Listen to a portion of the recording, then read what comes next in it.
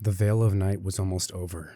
The stars gracing its presence, raining down from the heavens, were about to be chased away by the red dawn. Outside of the hostess of fertility, we see a girl with silver hair and a green uniform with a white apron. Seer, standing outside, waiting for someone. She shifted back and forth, clearly exhausted as her eyes drooped. She'd been waiting all night. She stalwartly refused to lose her faith, to give up on him. At that moment, the door behind her would open with a jingle. As we see a blonde elf girl, Ryu, would come and step out into the light. She'd call out to her friend, saying, "Seer, we're almost done with closing. Are you still waiting for it?" At that moment, Seer's uneven steps would catch. She'd stumble forward. Ryu would call out, reaching out her hand to try and catch her friend. However, before her hand could reach her, someone would stop her fall. Ryu's eyes would gaze upwards, now meeting the crimson eyes of Bell Cranel, the white-haired adventurer who Seer had been waiting for all this time. Ryu, was she waiting here this entire time? She would nod, responding that Seer had been out here all night, wondering where Bell had gone. Bell would frown, saying he should have said something. Bell would lean down, grabbing Seer's feet and holding her up in a princess-style carry, asking Ryu if she'll help him take her to her room. Ryu would nod, opening the door in front of him, as Ryu would guide Bell, carrying Seer upstairs. Seer would finally get some rest for the night. When Bell finally puts her down, placing the blanket over her, Seer's hand would catch on his as he's about to leave the room. Ryu would smile, saying she'll leave them alone, shutting the door quietly behind her. Seer would murmur in her sleep-like state, "Bell." Wow, you must have really been tired, huh? Bell with his other hand would gently brush her hair, now petting her on the forehead. Seer would have a cute smile on her face as Bell would place her hand down on the bedside. He would then slowly blow out the candlelight next to her bedside and exit the room quietly as well. Outside, Ryu would be standing there as it appears she had been listening into the room. She quickly blushes as she steps back, her face red, saying, "No, I wasn't." Bell would laugh, saying, "It's fine." And before he leaves, he'd remember something. "Oh, yeah, Miss Ryu, I wanted to ask you something. Have you ever made it down to the middle floors before?" "Inside of the dungeon, of course." Ryu's eyes would narrow.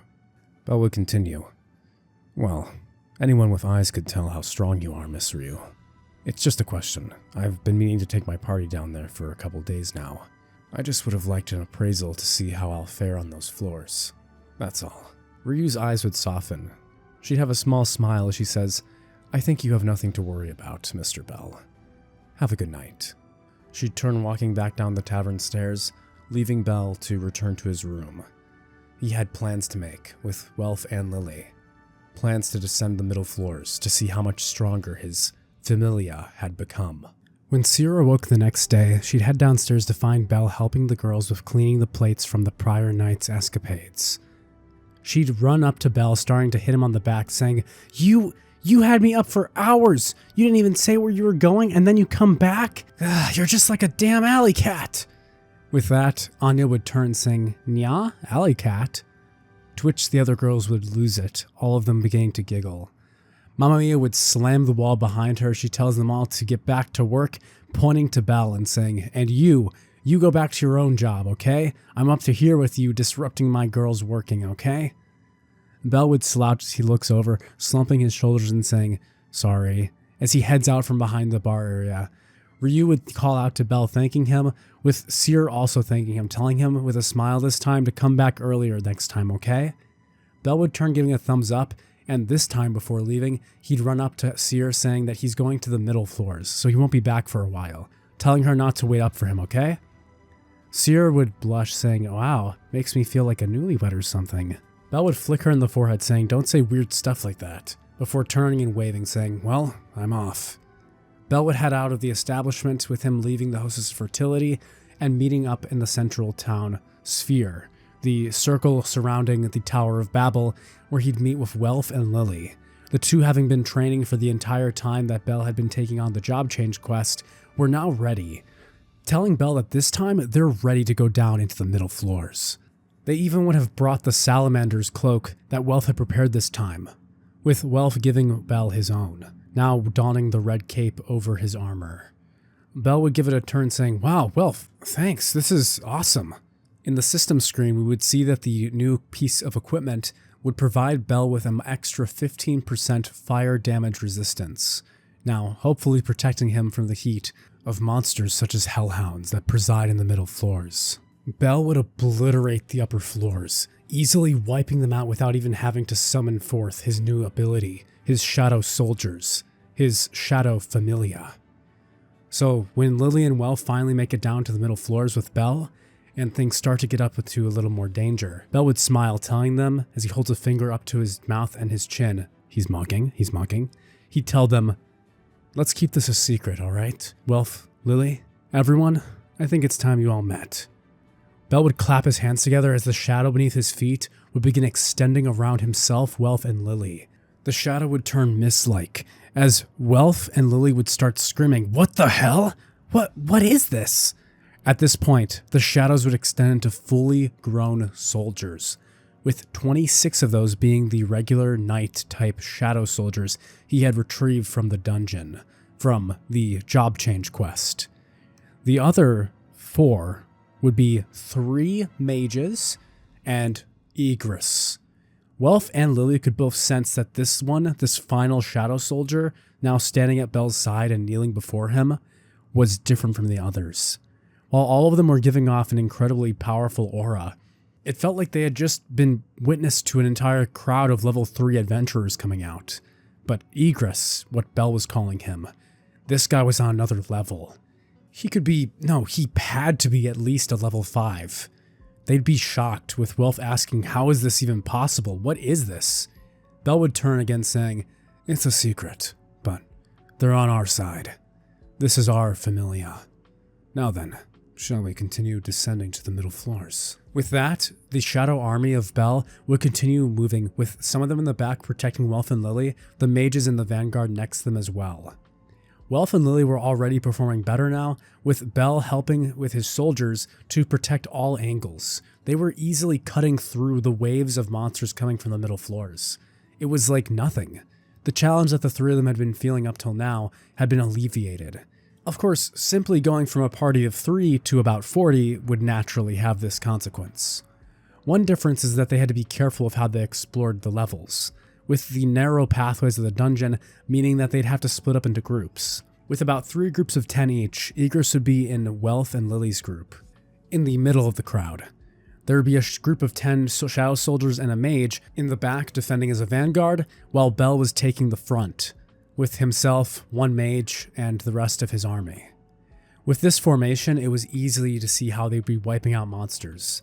Lily would be taking a long-range perspective using arrows, while the other mages were casting fire magic attacks. Welf would feel kind of useless here, asking if there's any way that he can get some action in the front. His whole goal in doing this all was to level up after all. With that, Welf would join Bell at the front, and Bell would defend Welf, letting him get in some kills. Lily would just be impressed now picking up magic stones, not having to worry about defending herself, with all of these shadow soldiers protecting her. As they were beginning to approach the Goliath chamber, the floor boss, Bell would grit his teeth, hoping that it's still there, with him in his heart hoping that he can take down this boss. But unfortunately, as they would arrive quicker in this timeline than the original, the Goliath was not yet due to respawn, as the Loki Familia had already killed it. Damn it. Oh well, I guess I can try snagging it on the way back up. And so Welf, Lily, and Bell would successfully make it down into Rivira, that being the adventurer city deep inside the middle floors of the dungeon. This being the first safe zone, and of course being the first time that the party has ever made it this far. As they slide down the crystal entrance, now arriving into this beautiful subterranean cavern, the crystals aligning the sky would appear blue, as if though there was still an actual sun. Bell couldn't help but admire the beauty of it all. At this moment, he'd remember seeing his soldiers sliding down beside him, as he calls back the soldiers one by one as the groups would make it. With Lily's group being last, he finally de-summon all of his soldiers back into his shadow, as if though their presence was all an illusion this entire time. Welf would be now shaking Bell, saying, "Hey, man, when did you get that ability? That's seriously awesome. I've never heard of any magic that can summon an army like that." Lily would say, "That's because there isn't a magic like that, Master Welf." She'd look over at Bell, Her eyes now have a worrying look in them as she says, that ability to control golems like that, it's far more similar to that of an arcanum, the power of a god, than of any mage I've ever seen. Where did you even learn a spell like that? Bell would put a thumb on his chin as he thinks, well, it was inside the dungeon, I suppose. It's not like I'm exactly lying. But Lily is right. I've never heard of a person who can summon an entire army like that. There are some mages who can create golems, but normally it's only one or two, and they're not nearly as self-sufficient as my soldiers are. While Bell was busy contemplating this, we would hear Welf and Lily as they'd breathe a gasp. Behind him, a hand would touch his shoulder as Bell would turn, his eyes opening. His eyes would meet face to face now with Eyes Wallenstein, the golden-haired sword princess of the Loki Familia. She'd say in a soft tone, "Oh, I remember you. You're the one that Bede almost got into a fight with the other day."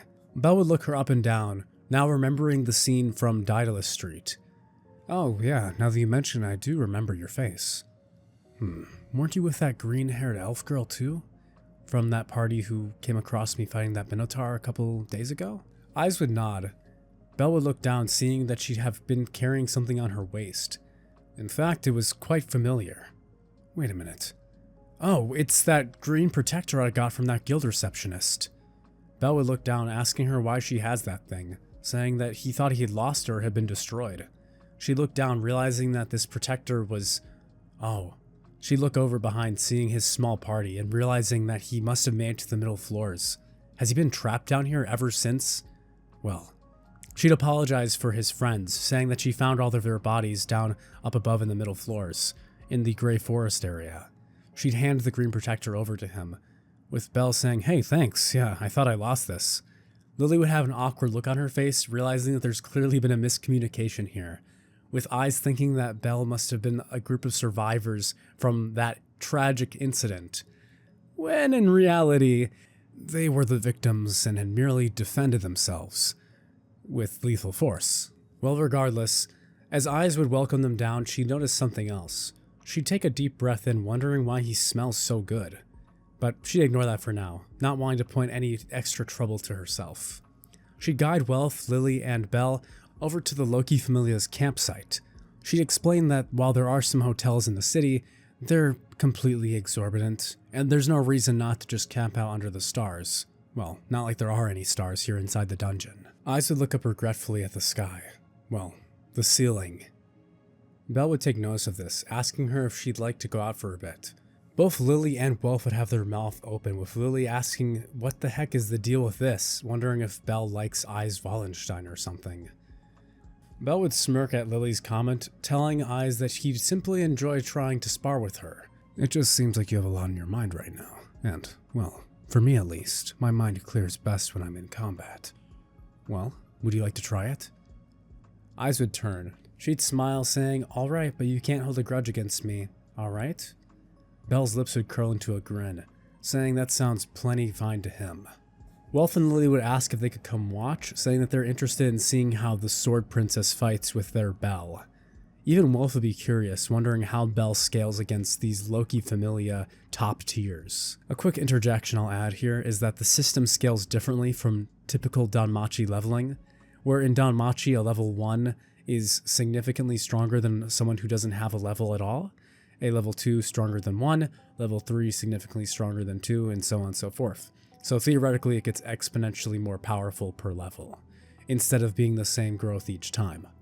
So Eyes being a level 5 should be relative to a level 50 Bell, meaning that they should be close in power right now, considering Bell defeated the job change quest and was roughly level 46 at the time, but after descending the dungeon floors to the middle floors, he's clearly about level 50, plus his other skills and experience. So this should be a pretty fair fight. Let's say we have level 49 Bell versus Eyes level 5. The group would have taken a good 60-meter pace away, making sure that their battle wouldn't cause anyone else to be disturbed from the camp, but it would do little to avoid that. With Tiona and Bete all coming out of the campsite, hearing the sound of swords clashing, wondering what's going on. As they follow the noise, Beta and the two other Amazonian girls would be sitting next to Wolf and Lily, their mouths held agape, as we see Bell wielding the Night Killer and his Kasuka's Venom Fang, slashing against Eyes Wallenstein with her sword still in its sheath. The two would be going blow for blow. Even Beta would be impressed, asking, "Who the hell is this guy?" From Eyes' perspective, she'd be surprised. Although she had kept her sword sheathed out of hope that she wouldn't injure this person, it was clear that that was going to end up being a mistake. With her sword slightly heavier, his blows were faster, as if though he was adapting to her every attack. She had seen him fight before, having fought that silverback gorilla and then Beta almost causing a fight again. But he'd gotten even stronger since then. Even she was having a tough time keeping up with his intense speed. It's like he was getting faster, trying to draw more power out of her. Bell, on his end, would have had used 0 skills so far, not having called forth any shadow soldiers, used Ruler's Hand, Firebolt, Dash, or anything. Relying purely on his own dagger skills, he'd feel the pressure from Eyes, both of them now sizing each other up, with all of his strikes towards her openings being blocked immediately. Every time he attacked, it felt like he was falling within her own range, as he backed up, his keen sensibility letting him know when she was about to strike. Although he could read her moves fairly well due to his enhanced senses and all of his stat points from the system, the fact was that she simply had more experience in combat. So Eyes was holding up fairly well, even though he felt he should be more powerful than her now. Eyes' mouth would twitch as her eyebrows lower, as she decided that she's going to end this here now that the crowd had begun to stir. Even Finn had come to watch, now whistling as he watches Bell block an aerial-infused strike. With that, Eyes would have used Aerial, moving forward at a blinding speed and saying, "It's over." At that exact moment, Bell would drop one of his daggers, holding out his hand against the blade. She'd begin to flinch, not wanting to break his hand. However, the sword would stop. Ruler's Hand. A vibration through the air would stop the sword, as she's pushing against it with all her might. She'd get pushed back, the sword clattering out of her hands and falling to the ground, as Bell holds up his knife, now pointing it to her. Eyes would drop to her knees, her legs shaking, as she grips the sword now, using it to stabilize her motion. She hadn't expected such force from that, wondering what kind of spell or attack that was, as Bell would hold a hand out, helping her stand back up. "Thanks for the match. It was incredible. You're definitely one of the best swordsmen I've ever fought. I think there's only maybe one person I've met besides you who's stronger than I am," Bell would say with a smirk. Beta would growl, realizing that this is implying that he's weaker than Eyes and Bell. He'd get frustrated, yelling from the sidelines saying that just because she gave up and went easy on you doesn't mean that I... Bell would turn, his eyes cold, asking if he really wants to go there. The two of them would start butting heads back and forth, with Eyes asking them to stop. And finally, Beta and Bell would agree, splitting. Bell would turn back to Eyes, saying the only other person he's ever met who's at least as good of a sword as she is has got to be his comrade, Igris. Igris, huh? Well, if I ever have the chance to meet him, I'd sure love to spar with him as well. If he's anywhere near as strong as you are, well, I'm sure I'd learn a lot from it. Bell would hold up a palm, saying that no, he felt he had learned a lot actually instead. He looked down at his hand, still holding Kasuka's Venom Fang, and seeing the bruising on his palm. Eyes, even though she had barely been using her full power and hadn't been trying to actually hurt him, had still damaged him just from him blocking her strikes. It was clear he still had a long way to go.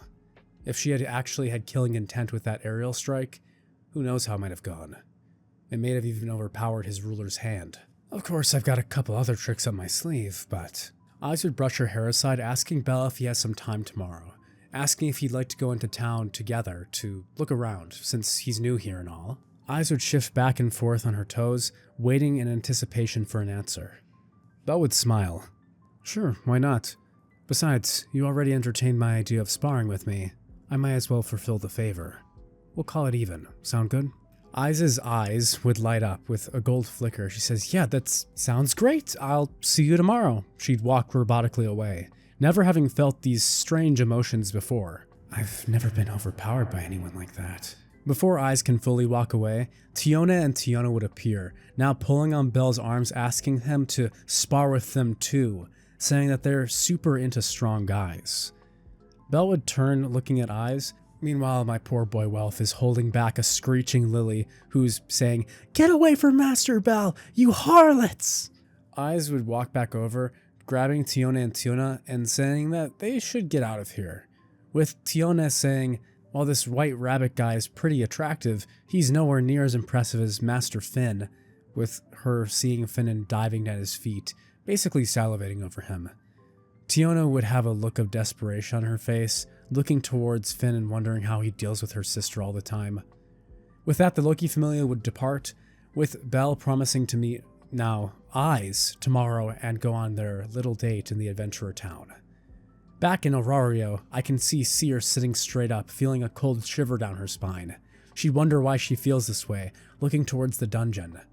Maybe I should send Ryu in there after him after all. I can sense it. That damn cheater. Bell would sneeze. Huh? Bell, you alright, man?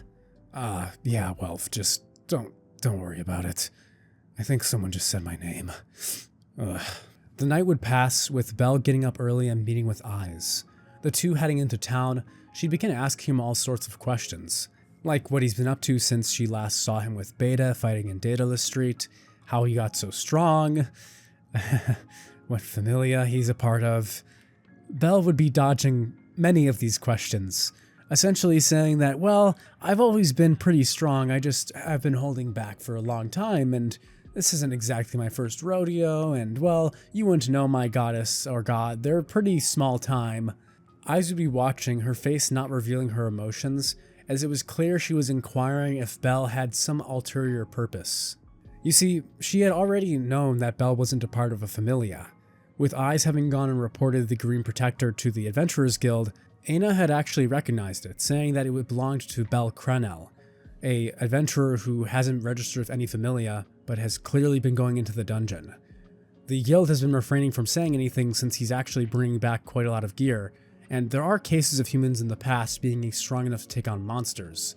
So while they've ignored it for now, it was a bit concerning. She had given all the info she knew, but again, Aina wasn't very connected with Bell, so she could only tell her that she recognized it since she picked it as a gift for him. She also would have instructed Eyes to send a message to Bell if she finds him, saying that the Master of the Adventurers Guild, that being Uranos, has a message for him, and would like his presence. While she hadn't run into Bell so far, and he is pretty hard to find, it was clear that she should tell him about this message.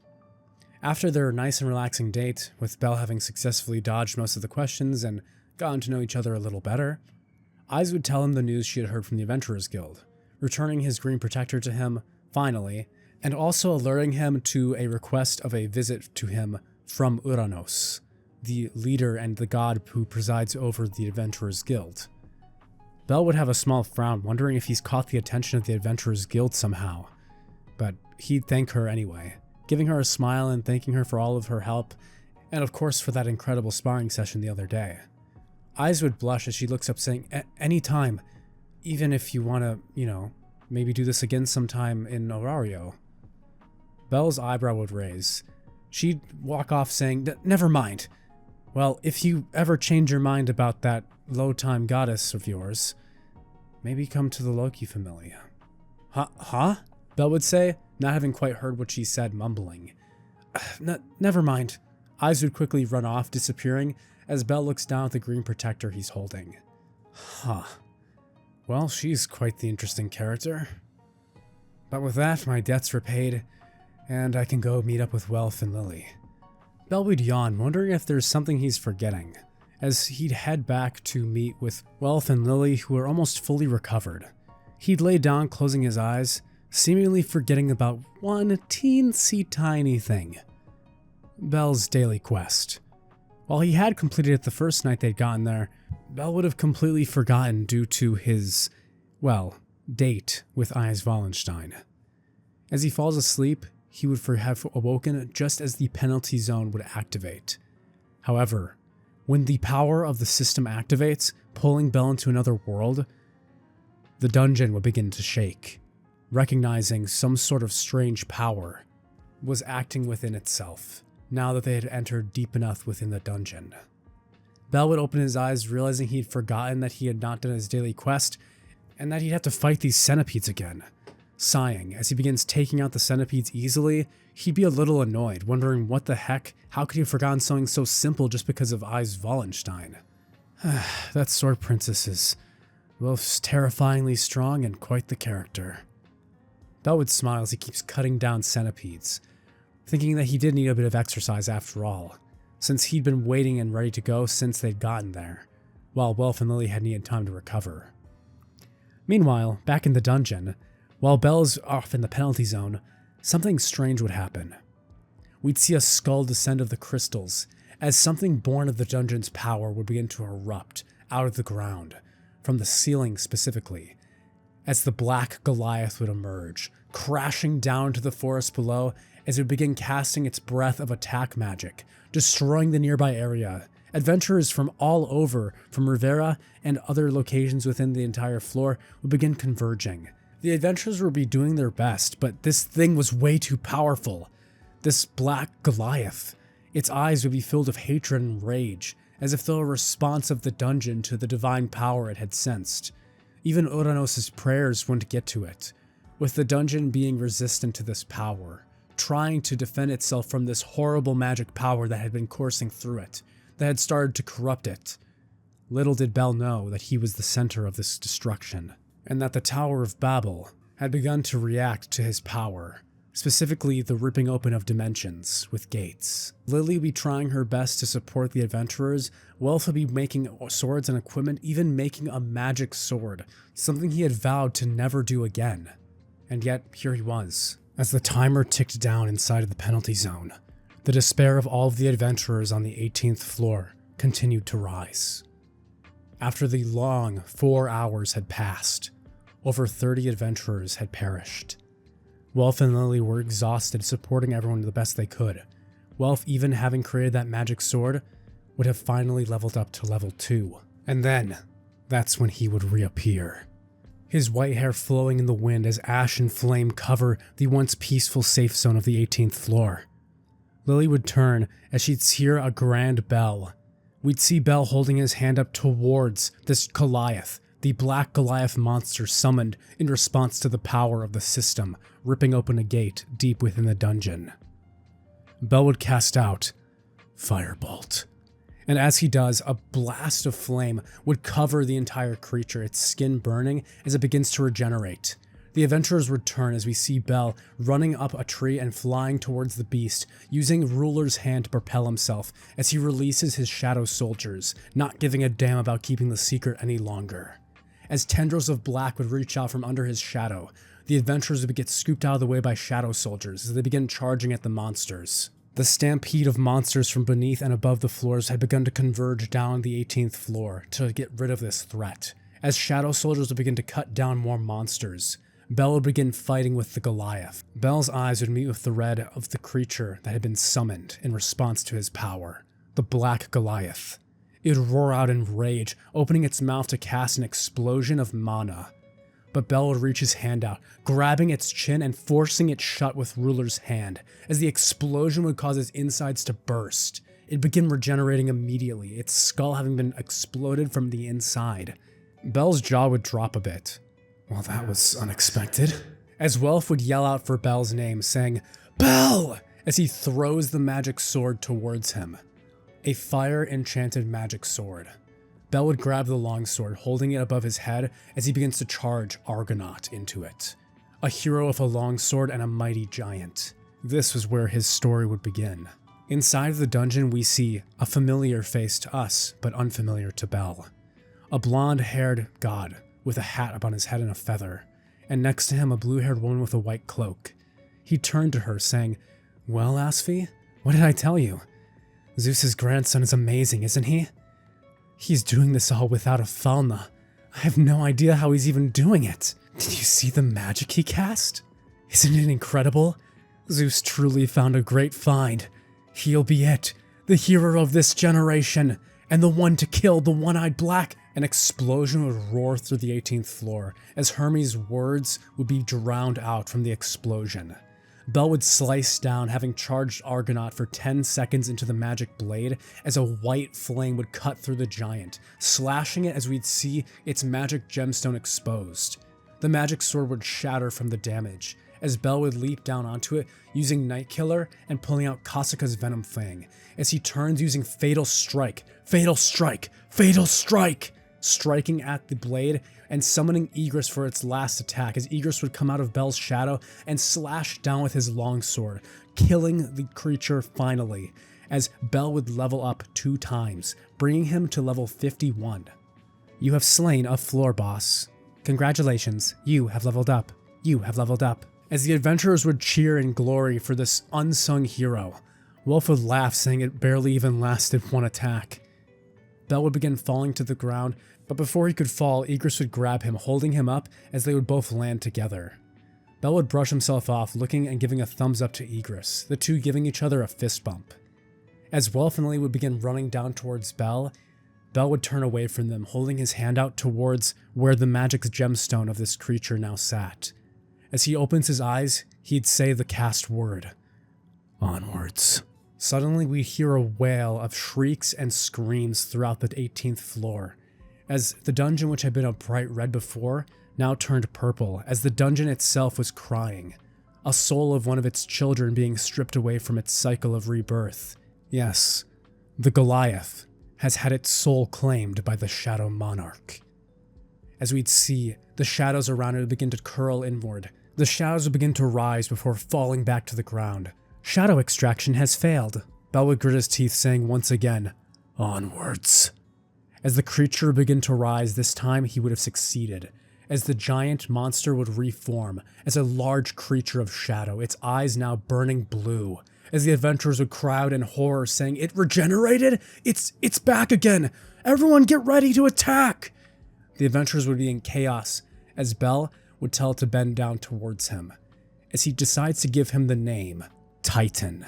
Titan would bow to the ground, forming its shadow and falling into Bell's, as the giant monster would disappear. The magic stone that had once been there would shatter.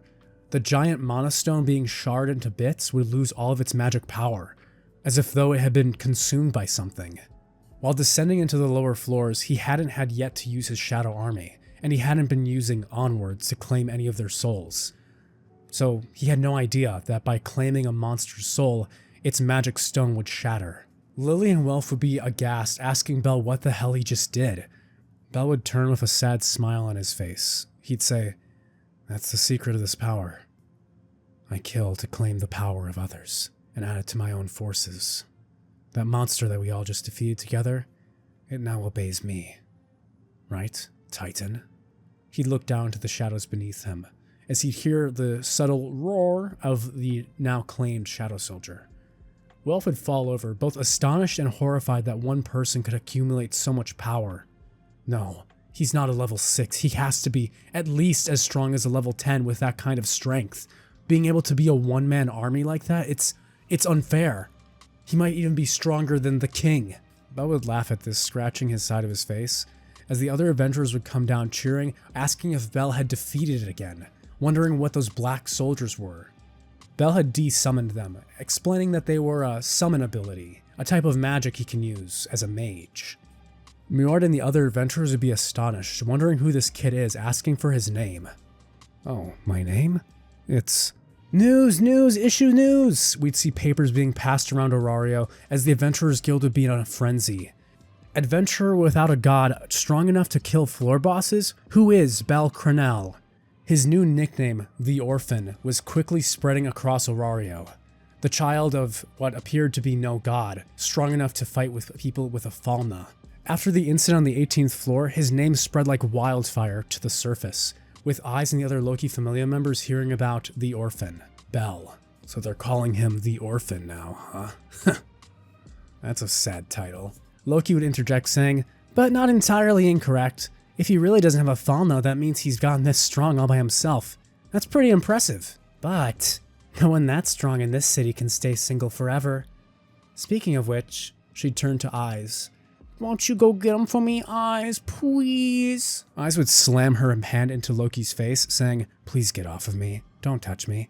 Loki would chase Eyes around in a hectic trance, trying to get some physical affection from her. Beta would grit his teeth, kicking the wall, thinking how could someone without a Falna get that powerful? At this point, Loki would interject, Rivira also commenting, saying that there is cases of heroes in the past, like the hero Albert. Eyes would look down, her expression shifting for a mere moment. Humans who had been born before the era of the gods, who had power and strength akin to those of monsters. Maybe he's a descendant of a hero like that or something.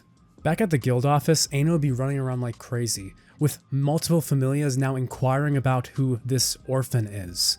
The orphan title now sticking as Bell's adventurer nickname. In fact, it was becoming so unbearable that Bell had started using stealth just to go anywhere.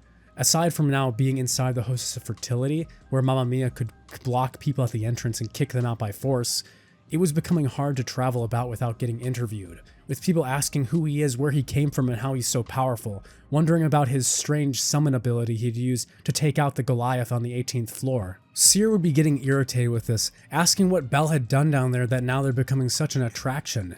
Even Ryu was starting to get sick of it, wondering how one person could have caused such a commotion. Bell would apologize, saying he'll take care of it somehow. He wouldn't tell any of them about his meeting with Uranos that was scheduled for that very day. Bell hadn't even told Lily or Welf about it, having been told from Eyes that she was supposed to be sent alone, with Bell only supposed to be meeting with Uranos face to face by themselves. Well, Bell would look down to his shadow. I suppose I won't be by myself, huh? As Bell enters into the Adventurers Guild using stealth, he'd appear behind Aina, whispering into her ear as she jumped shrieking a little, with a bit of a squeal. He'd say, I'm here to meet with Uranos. I was told to say the password of 2 crows rise at dawn. With that, Aina would guide the invisible person to the back of the guild hall, where Bell would release his stealth, now entering into the depths of the Adventurers Guild to meet with the god, Uranos. Elsewhere, Welf and Lily would be sitting at a bar, with the two of them talking about that crazy fight in the dungeon, with Lily saying it was amazing seeing how Bell used that spell of his with Welf's magic sword, asking if he could make a sword for her like that, saying it was incredible how he took it down in one shot, that creature they'd been fighting for hours.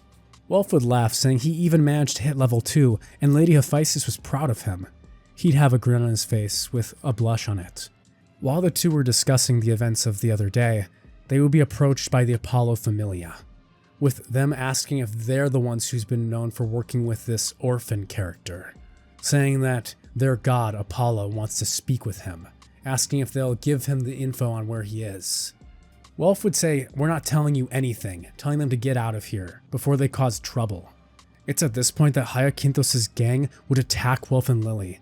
Lily getting picked up and thrown against the wall, Welf would barely be able to defend himself against the other two, as he's getting bullied and bruised. We'll travel back into the past, about 10 minutes ago. As Bell had entered into the depths of the Adventurers Hall, he'd finally meet with the god who had requested his presence, Uranos. I said come alone, and yet you brought an army with you. That's quite bold of you, Uranos would say, pointing to Bell's feet. Inside we'd see the shadows swirling of the shadow soldiers. Bell would hold up his hand saying, well, it's their home, I can't very well kick them out now, can I? What kind of friend would that make me?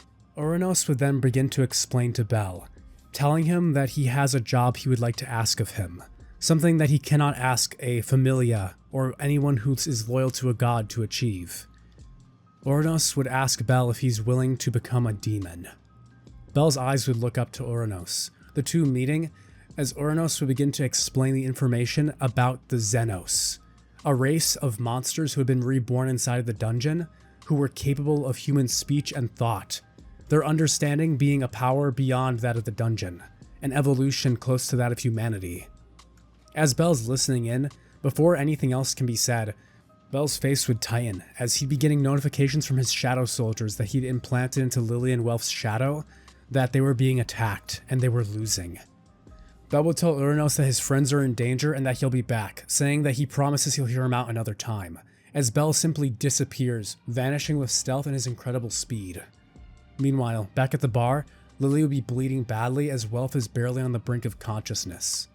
At that moment, Hyacinthos would step in, telling them to leave those losers As he's about to say leave them alone, two soldiers would pop out of Lily and Welf's shadows, startling everyone in the bar as they'd swing down the adventurers, their swords clashing. The B-rank shadow soldiers were overwhelming the level 2 adventurers, even cutting one of their hands and breaking their blades. Hyacinthos would grin, now fully on the offensive as he attacks Bell's shadow soldiers, destroying both of them.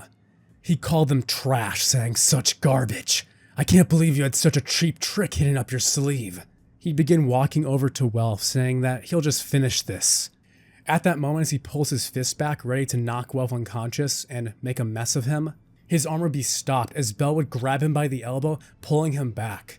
Hyacinthos would turn around, not having even sensed him, as Bell would thrust his fist into Hyacinthos' face, his teeth shattering as he gets sent sprawling across the ground. He'd cough up blood as Bell's standing before him. His eyes would burn an amethyst purple as he asks, "What the hell do you think you're doing to my friends?" With that, Hyacinthos would stand pulling out a knife as he points it at Bell, saying that he's going to pay for what he did to his beautiful face. Don't think you can escape the wrath of Apollo. Bell's eyebrow would turn upwards as he asks, "Apollo's wrath, huh? Is that really who you should be fearing right now, when I'm standing right in front of you?" Bell's murderous intent would leak out, causing Hyacinthos to see fear, as if though death itself was staring him in the face. He'd start pissing his pants as he falls to the ground, shaking. He'd look around at his comrades and everyone in the bar watching as he seems to be startled in horror. His hands would feel weak and shaky, his eyes now beginning to water as he says, You'll pay for this! He'd grab the other two adventurers and run out of the bar, with a trail leaking behind him. The other bargoers would whistle and laugh, saying that guy just made a total fool out of the Apollo Familia. They won't forget that. Bell would turn to the fully reformed shadow soldiers, telling them good work, as he walks over to Welf and Lily. He'd ask them to pick them up as they leave the bar. With them now heading into a hidden alley, Bell would go into the item shop pulling out healing potions, using them to heal Welf and Lily. They begin coughing as they begin to recover, with them just barely being on the brink of where they could be healed from healing potions. Bell would give out a sigh of relief, thankful that his shop was able to come in handy here. Lily would start crying as she kneels towards Bell, saying, "Master Bell, they threatened us if we didn't tell them where you were staying or who you were, but we didn't tell them anything." She'd cry out in tears. Bell would pat her on the head, saying, "I know, Lily, I know. It's fine. I already took care of them." Bell's face would be hardened. He wouldn't be smiling. He'd say in a cold tone, "If they come back." Bell would look down to his shadow. "Then it seems I'll be growing my army quicker than I thought." Bell would turn looking at Welf, who is just barely waking up, as he looks down to his shadow. He'd look over at Welf and Lily, deciding on how he wants to go about this. Welf's a level 2, Lily's level 1. I'm certain that they'll come back. Hey, Igris. Igris would pop out of his shadow. He'd instruct him to stay within Lily's shadow for now, saying that he should protect her at all costs, alert him if anything happens. He would then place the two other shadow soldiers inside of Welf, saying that they'll be within his shadow and that if either of them are attacked, he'll know immediately, saying that he'll protect them no matter what. Bell would bite the nail in his thumb, saying, "There's no way that this is going to end here." As he returns home that evening, Seer would have a look of worry on her face. Pulling out a letter and bringing it to Bell, she'd say, "Bell, we received a letter from the Apollo Familia saying that they know you're here. And Apollo, he's, inviting you to his soiree." Bell would be shocked. "I turned one of his children's face into mashed potatoes, and he's inviting me to a party?" Ryu would comment, saying the Apollo Familia is known for their ruthlessness, telling him not to let his guard down. "I'm not sure what happened, but you should be careful, Mr. Cranel." Bell would nod, saying he's not too worried. He'd pat Seer on the head, taking the letter and appreciating it. She'd smile with a blush on her face, as Seer would say in a loving tone, "Oh, honey, you know I'd do anything for you." Bell would laugh again, flicking her on the forehead, saying, "You and your jokes." Seer would cover her mouth. "Yes, jokes, ha-ha, ha-ha-ha-ha, ha, ha, ha." Bell would have a drop of sweat turn down his face. Yeah. Well, it's been a pretty eventful last week. I'm gonna go get some rest. Thanks, guys." The other girls would now be bullying Seer, saying, "Oh, your mans was cold to you? He turned you down?" With Seer screaming, saying, "He didn't turn her down yet. She's still working on it." Bell would smirk as he goes to his room, laying down and finally closing his eyes. Within the next couple of days, the soiree would be held at the Apollo Familia's home. He'd enter into the gates. Walking inside, it appeared none of the other gods had the capability of seeing his shadows, aside from Uranos and a few other of the more powerful gods. But luckily, none of those seemed to be here. Except for Loki would arrive, now introducing herself to Bell, saying, "You're the orphan that we're all so proud of, right?" She'd point over at Eyes, saying her little girl's being quite enamored by him, and she'd pull up a fist saying that she's not gonna have it. Never. Not on her life. And that's immortal, you know. We'd have some back and forth of banter between Bell and Loki prior to it all starting. Under the table, we'd see a large-chested goddess with black hair and pigtails. She'd be scooping plates of food under the table, eating them ravenously. Bell would raise an eyebrow, wondering what kind of god this was, as Loki would turn, telling, "Hey, Pipsqueak, save some for the rest of us," as we see Hestia and Loki getting into a fight, with Hestia pointing to her flat chest. Apollo would appear, now as the soiree had finally begun. With everything now winding down and the dances beginning, Eyes would be the first to walk over to Bell. However, before Bell can begin to talk with her, someone else would appear. Someone with silver hair and silver eyes. However, this time she'd be in a party dress, not the maid uniform he was so used to seeing her in. It was Seer?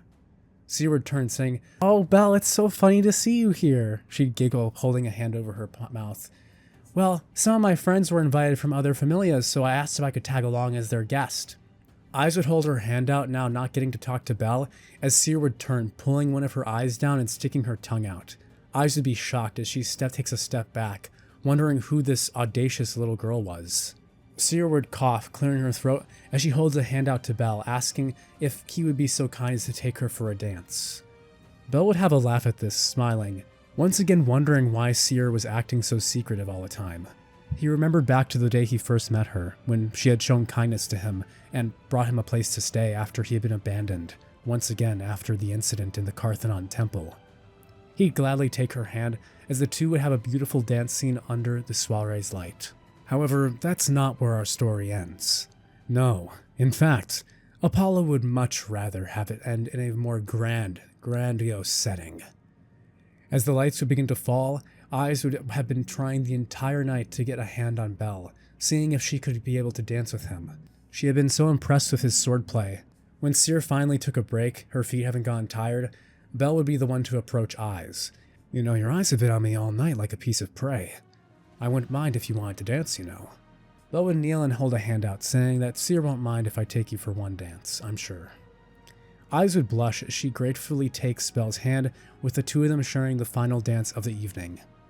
However, as everything's beginning to wrap up, Apollo would speak, as he finally pulls off a glove, declaring to Belle that he will join his Familia or he'll face him in a war game. As he throws his glove before Belle would turn, picking it up casually, asking, "Huh? What's this for?" As everyone in the room would gasp to Belle accepting the duel. Belle would look up holding a hand as he says, Apollo, Mr. Apollo, I don't think that'll work as well as you're hoping, since I'm not actually a part of any Familia." Apollo would take a step back, not having completely considered this outcome. In the past, he's merely declared war against a Familia to take out the people he wants. How does he go about getting a single person? He grit his teeth, biting on his other glove. He says, "Well, that's not..." Belle would turn, tossing his glove back to Apollo, saying that while he appreciates the offer, he's not interested in joining his Familia, or any Familia. Belle's eyes would turn cold as he looks up towards Apollo, saying he knows what it means to rely upon a god. Belle would begin speaking out to the crowd, saying, "Thou shalt worship God. Thou shalt praise God. Thou shalt prove thy faith. Right?" Belle would grit his teeth as he spits on the ground, saying, "Well, to hell with that. I'll never worship, praise, or prove my faith to any god. Not now, or ever. No, never again." His mana would cause the lights in the room to fluctuate. Loki would whistle, saying, "Wow, Eyes, you sure know how to pick him. This guy, he's intense. I like him." Belle would turn his back on Apollo, beginning to walk out of the soiree, as Apollo would yell, saying he'll send everyone after him, and when he wants something, he gets it. That's who Apollo is. Belle would turn, his eyes amethyst purple. As he meets Apollo's eyes, he'd say, "If you send your children, know that they'll never return." With that, the doors would swing shut behind him, as if though with a cold wind. He'd use Ruler's hand, only raising his aura more, as Belle would have severely impressed everyone at the soiree. Even Seer, who had come back from the bathroom halfway, would have been, well, let's just say she was swooning at seeing this presence, the aura that Belle was exuding.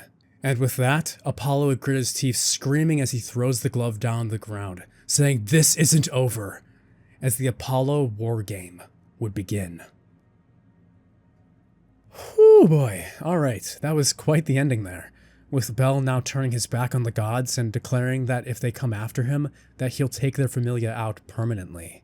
What is Uranos going to ask of Bell in regard to the Xenos? And what's happening now with Loki and everything else in Orario, now that this one-man Familia of Bell has appeared?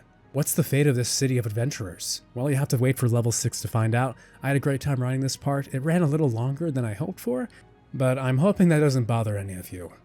Again, I'm looking forward to seeing you all in level 6. Make sure to slap all the cool buttons down there. Catch you next time. Ciao.